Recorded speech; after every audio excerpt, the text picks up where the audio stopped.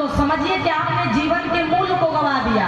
जैसे सबने कुंभ को नहीं गवाया, जाना है भैया चाहे जैसे जाना है, कुंभ तो जाएंगे, पाप तो धोएंगे।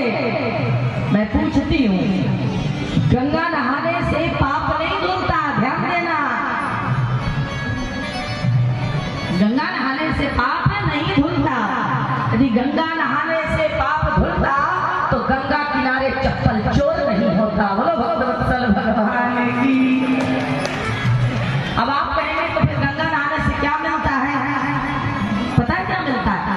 कल आपने अपने अपने कलश में जिन्होंने गंगा को धारण किया, जो जल भरे वो गंगा जल ही तो भरे ना, उस कलश के गंगा जल की महिमा को जानिए। कैसे?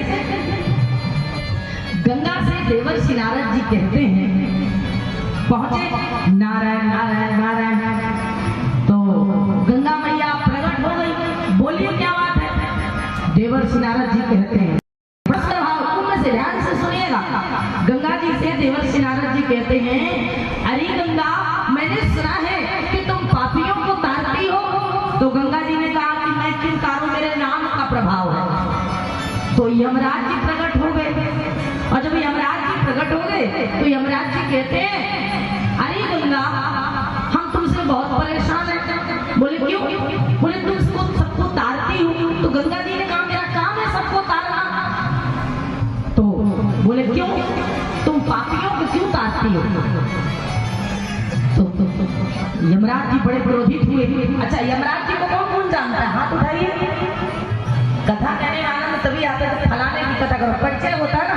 आज ध्यान दीजिएगा, गंगा तुलसी लक्ष्मी यज्ञ कथा की महत्वता को मैं परिचय दे रहे हैं। कथा तो कल से है, आज इंट्रोडक्शन है। गंगा जी की, यमराज जी को कौन कौन जानता है? 1 2 3 5 6 लोग जानते हैं। ठीक है, जो जो जानते हैं हाथ नीचे रखो, हम परिचय देते हैं। ये यमराज जी वही है जो मरते समय जिनके यमदूत हम लोगों को लेने आते, चलो ऊपर, टाइम ऑफ। अच्छा, मरना कोई नहीं चाहता, और मारने के लिए जो यमदूत आते हैं, इनके जो हेड ऑफिसर हैं वो कौन है? यमराज जी है। और ये यमराज है कौन? समुद्र के बेटा है। आप जगन्नाथ कौन गए? जगन्नाथ आप गए?